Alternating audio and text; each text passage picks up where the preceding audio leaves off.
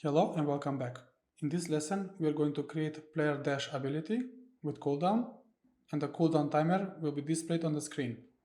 So let's get started. Open our player character. Let's find empty space. Right click, type keyboard. You can assign any button for this. I will assign Q for this function. Now right click, get actor rotation, and from the return value get forward vector, and from here right click, launch character. We can put this a bit on the side, and from the return value of the vector type multiply and connect this with the launch velocity. Now let's make this into function.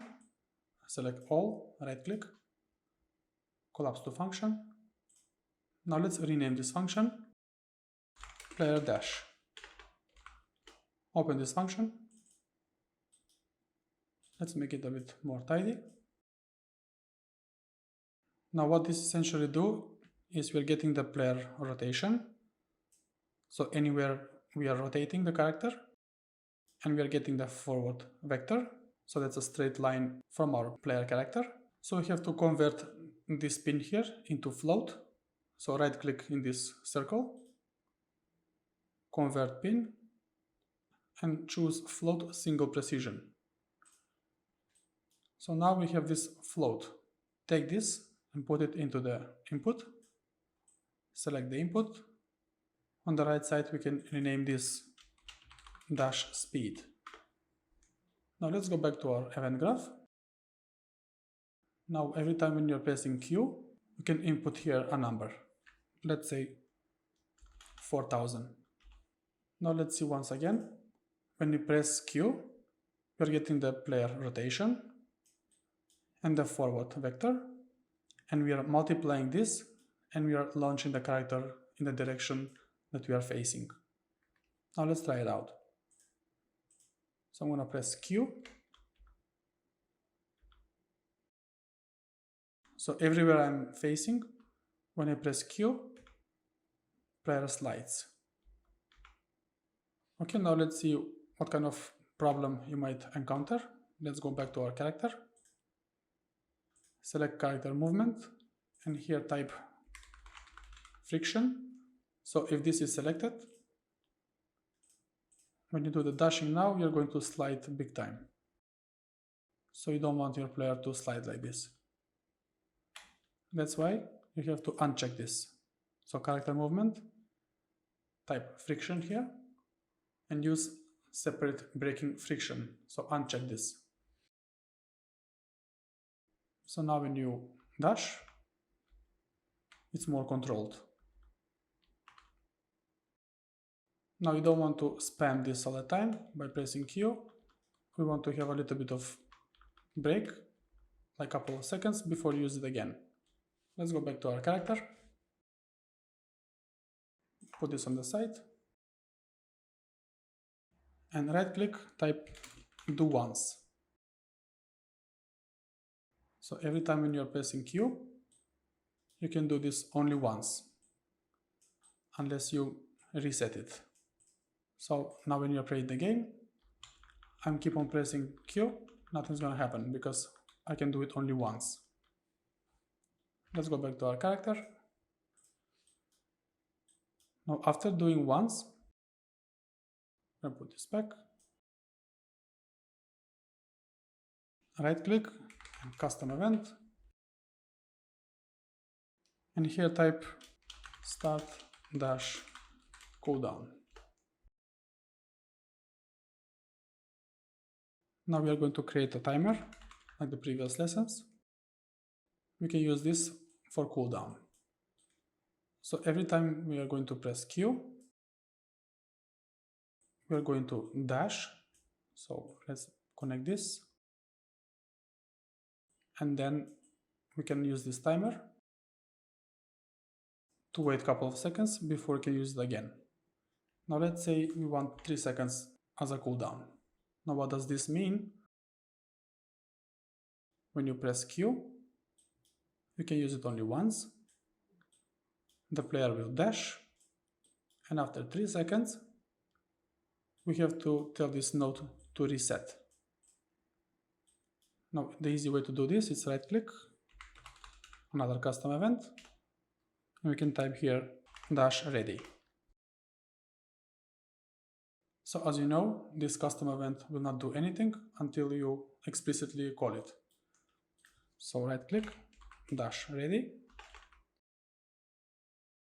So double click to check it out. This is the one, okay.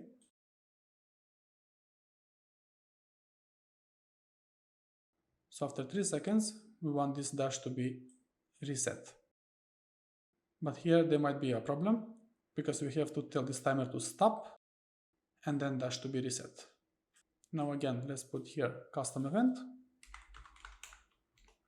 and type stop dash cooldown timer. And from here, type clear. So clear and invalidate timer by handle. And hook this up. And now after 3 seconds, we want this timer to stop and dash to be reset. Now right click, stop dash cooldown timer. So timer will stop and we can reset the dash. Now we have 3 seconds as a cooldown. Let's try it out. I'm pressing now 1. Now 1, 2, 3, I'm gonna wait. And then we can use it again.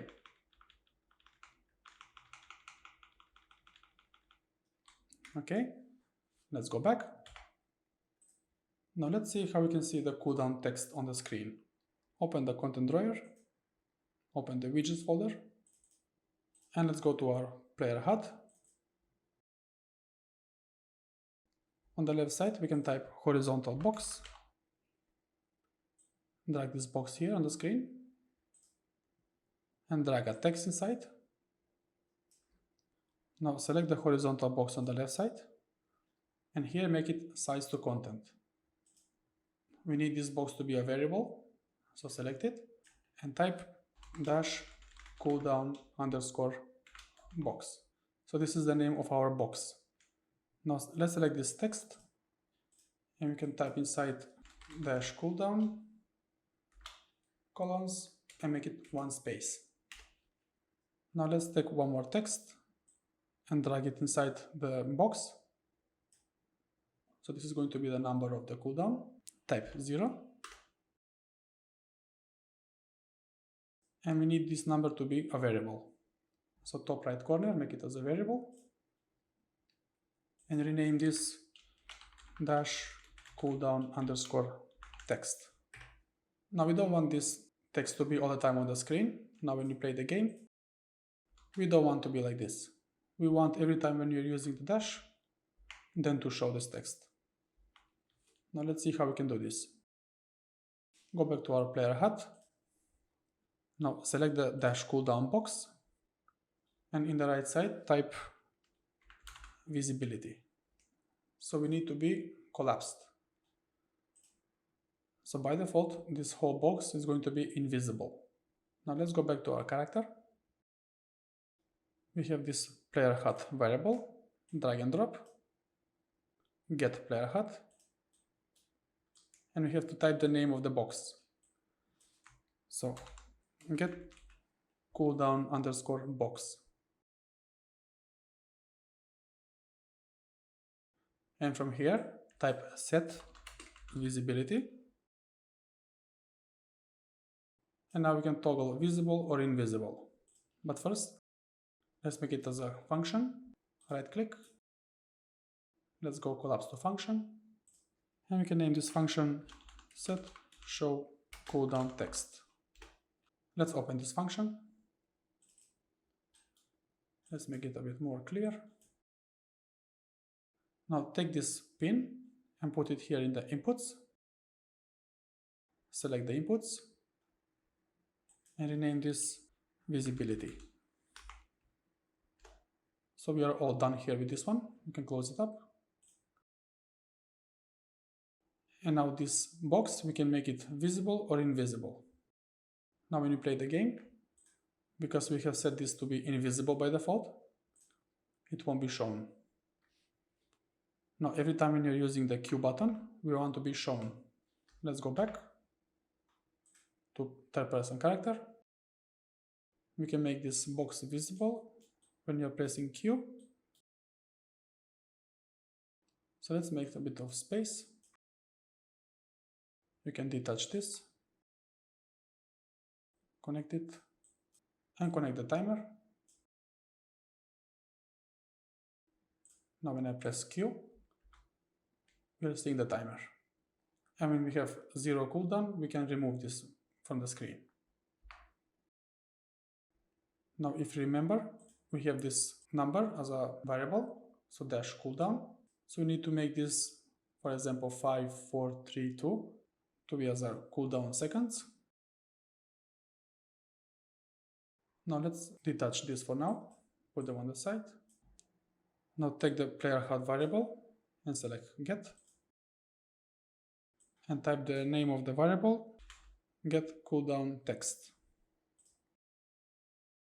Now from here, drag up in and set text and select this one, set text. Put this on the side. Now we are going to need a variable, so let's create a new float variable. We can name this dash cooldown.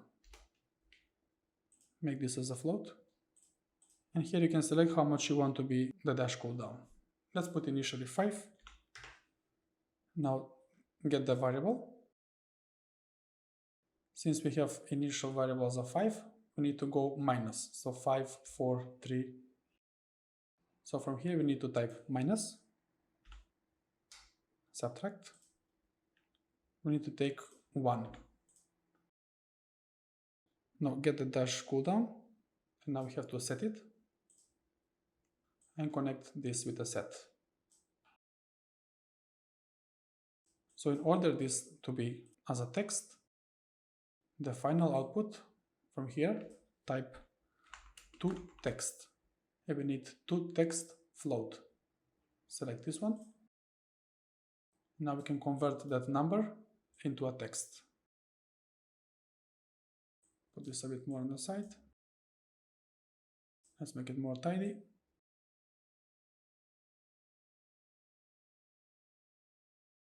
Now let's connect this.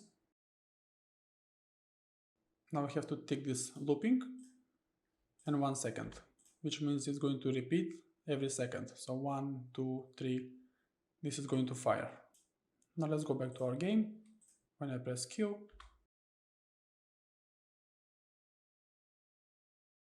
and we'll keep on counting because we have to stop the timer if you remember.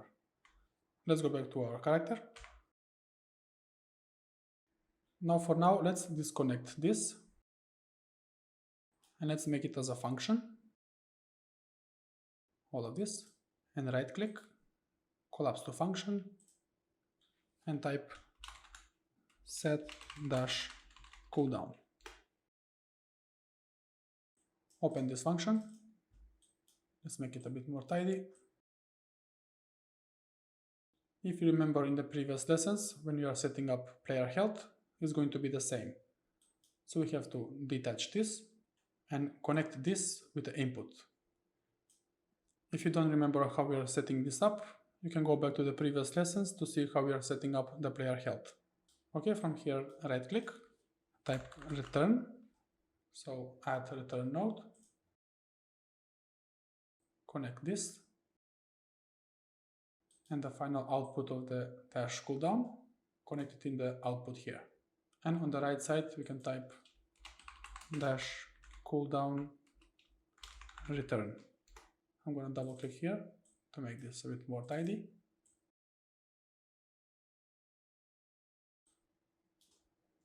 So these two we are going to need to cut. Right click and cut. Let's go back to our event graph. We can paste them here, Ctrl V.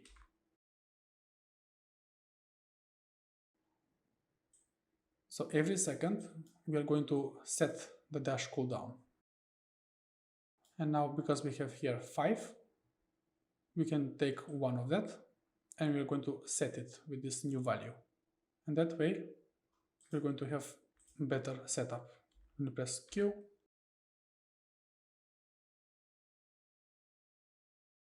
now let's see how we can stop the timer. Go back to the player. Okay, from here, drag up in and type less than. So this time you can select this less. I will show you now why. Now right click and type branch. Connect these pins. And now when this dash cooldown comes to 0, we are going to stop the timer. So this timer is this. And we can use it again. If you double click, we are going to this reset node. So we can use the dash again.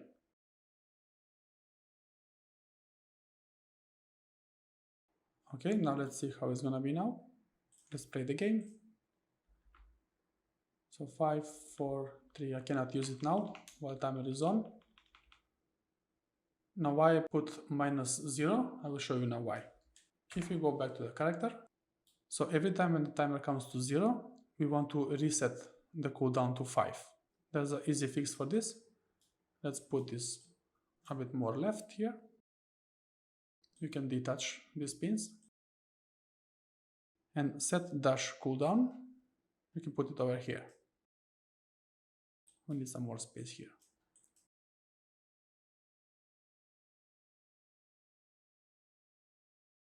So remember, we are setting the dash cooldown. Every time when you are pressing Q, you can press only once. The player will dash with this amount of distance. We're going to show the timer. And we're going to set how much we want this to be. If you type it, for example, 3, we're going to have a new dash cooldown value. We're going to override the original of 5 here.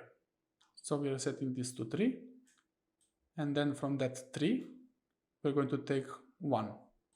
So 3, 2, 1.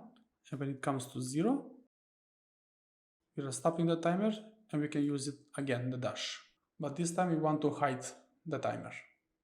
Now let's get the cooldown timer. When the timer comes to 0, we want to hide it. We can choose here collapsed. Now when we play, I'm using Q, you see, starting from 3. Now if I press again, it will still be a 3, 2, 1. Now why I put -0? So when I press Q, so it's going to be 3, 2, 1, 0, and then it's going to be off. Whereas if you go back, and if you type here equal to 0,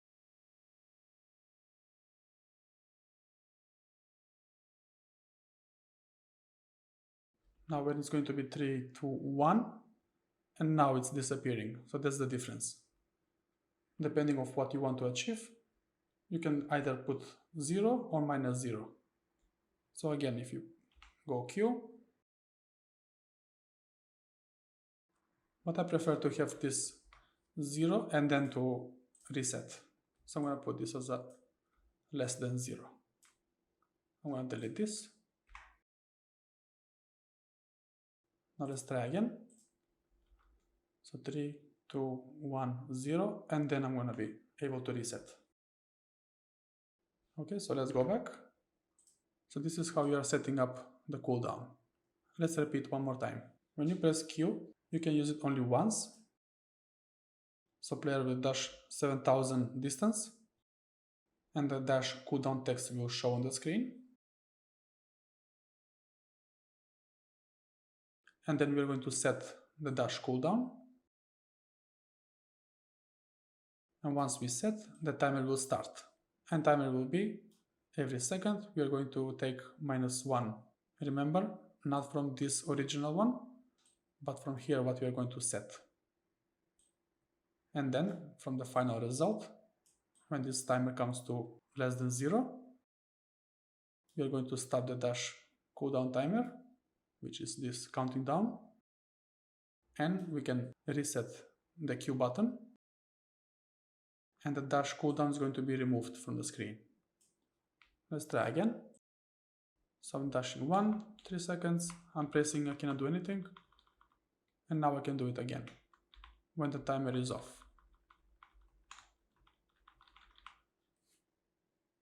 Now there might be problems here. Let's say, for example, I want to jump and to use the dash. So this is a bit too much if you jump and dash. We want to prevent this from happening. We want this player to dash only when it's on the ground. Or another bug you can encounter, if you're standing in a place and if you press Q, it will keep on doing it. So ideally we want this player to dash only when we are moving. For example, if you press W, A, D, or S. And if you press those buttons and if we are on the ground, then you can dash. Now let's see how we can do this. Go back to our player. Come back to the beginning. And put this all the way here and detach it. Now let's right click and get player controller. And from here is input key down. Select this.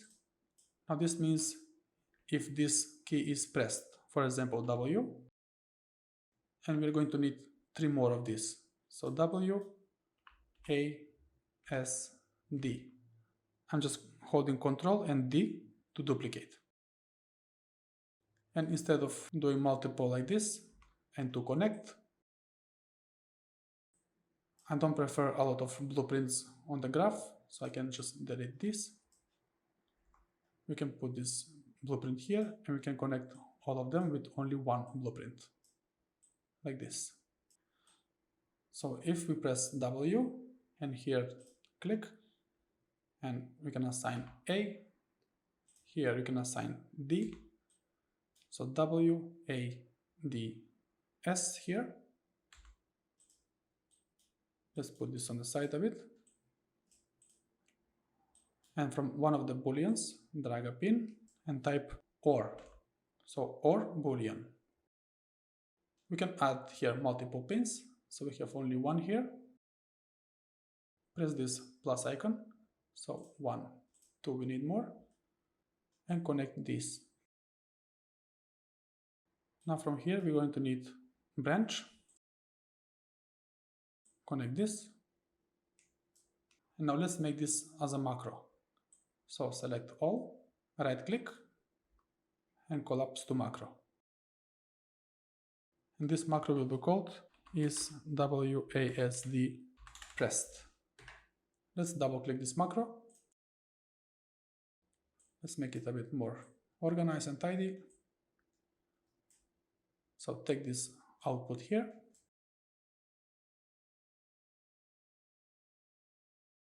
And put this pin into the inputs. So true in the output and false in the output.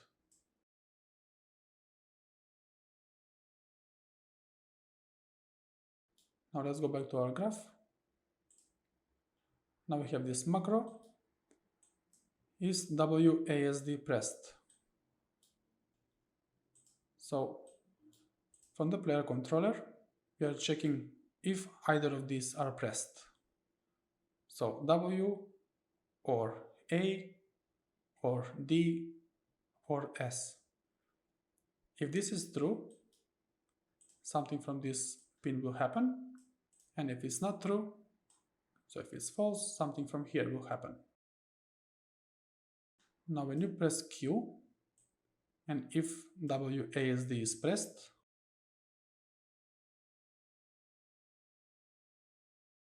then we can use the dash. Now right click and type print string. From the false, we can type here button not pressed. So let's play the game. So if I stand in one place and if I press Q, button not pressed. So if I press W and I press Q now, dash is happening. So if I hold A and Q, dash is happening again. But if none of these buttons are pressed, I cannot use the dash. Okay, so if I hold S and Q, dash is happening. Now if you are in the air, so let's say walk and jump and Q, we are still using the dash in the air, which is not good. Now let's go back to our character. We can put this on the side. We need to see if the player is walking on the ground.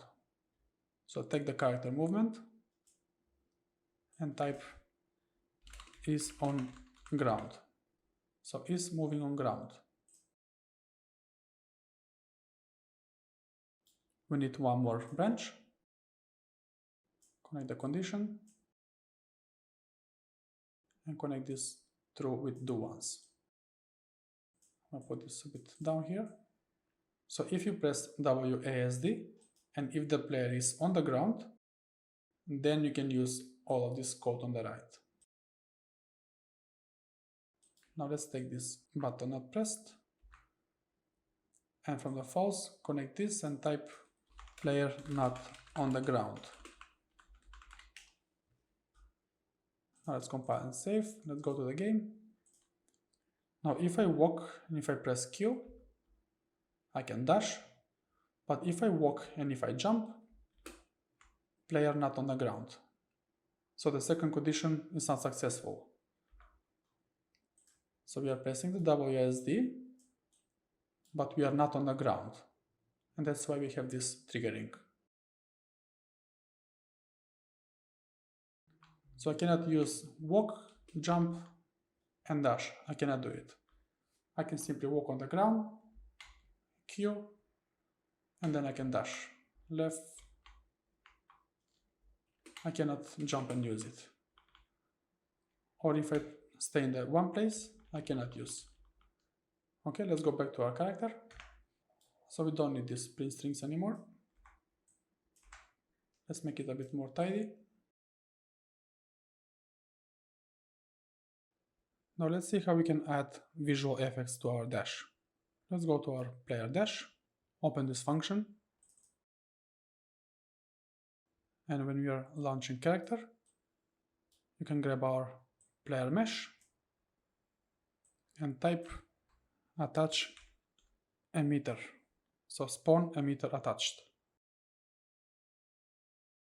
Connect this, attach point name, we can type here pelvis. So this emitter is going to be attached to the player's pelvis, so in the middle of the player. Here location type, snap to target, keep world scale. Now let's add visual effects here. Open the content drawer, go to content, and turn this cascade particle system, the filter. Let's go down and you can choose anything you want. I will go with this one here. And once selected, you can assign it here in the arrow.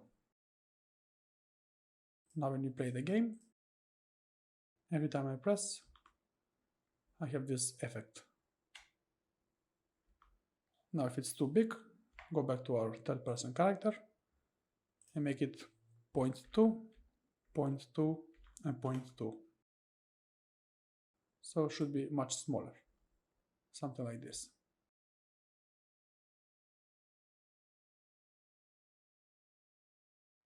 Okay, this is going to be it for this video.